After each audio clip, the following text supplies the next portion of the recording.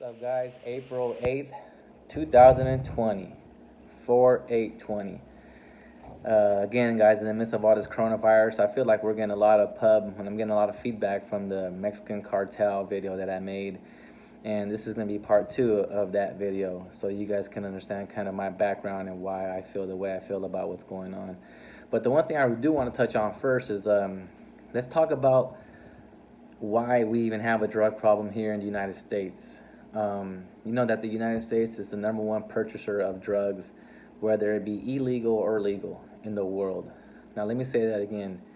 Did you know that the United States is the number one purchaser of illegal drugs and legal drugs in the world? Now, why do I say that? Because you guys got to remember one thing. You know, America runs on money, right? And most Americans are drugged up in some form, some shape, whether it's a white pill made by some pharmacist, whether at some big pharma company, or if it's some sort of illegal drugs coming from the South American drug trade that we were talking about in the last video. Now, both have their pros and their cons, right? I guess if you want to look at it in that way, because when you look at it from the big pharma company, they make so much money on this, and they're basically doing this in a legal way.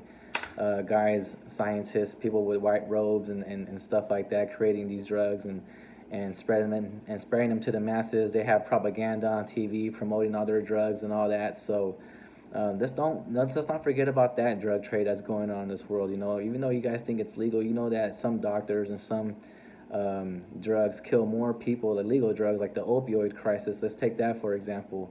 That was created by man. That was created by some big pharma company that wanted to get the whole United States stuck on drugs. So there's always two things to the story. I know the Mexican cartels always get the bad rap because they kill people and it's more like slaughterhouse. It's AKs, innocent people dying, but big pharma companies and doctors and people like that kill just as many people, if not more people, with legal drugs. And these things get certified by the FCC and the FDA. They certify these drugs for the masses, and sometimes they certify these drugs without having to do, their due diligence when it comes to testing, when it comes to getting everything legit. So this is a very weird topic when you start talking about this. I know people love to jump on the Mexican cartel bandwagon and talk about all the illegal drugs they do and the drug trade. But the reason why I think that's even going on is because, like I said, Big Pharma already makes money on the regular, legit, legal pills that they sell and they flip. Now, you got the cartels from down south, which is like the brown people. Big Pharma is mostly a white people. Big Pharma will be like the brown people making money, but the white pharma people don't want all that money to go to waste like that. So they want to try to monopolize on the illegal set of drugs too, so they can have more money coming into the big pharma kind of industry, or kind of like side pocket of if you will, trying to incorporate that into the big pharma aspect. And how much money, imagine how much money they would make if they were to do that. Imagine how much stuff they can do together if they would have the illegal drug trade together with big pharma, which they already kind of do.